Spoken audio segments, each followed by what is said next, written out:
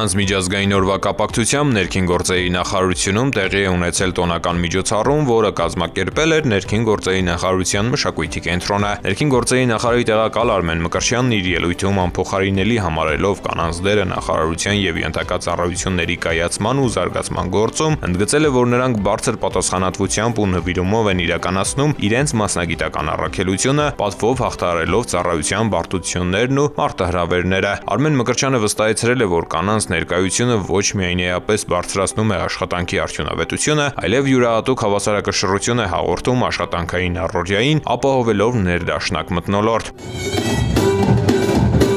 Տոնական համերգն ուղեկցվել է գեղեցիկ կատարումներով, ներկաների օրը վերածելով գարնանային գեղեցիկ տոնի։ Սիրված երգերն ու պարային համարները տոնական բարձր տրամադրություն են պարգևել ներքին գործերի նախարարության կին աշխատակիցներին, եզրափակելով արդեն ավանդույթ դարձած ջերմ միջոցառումը։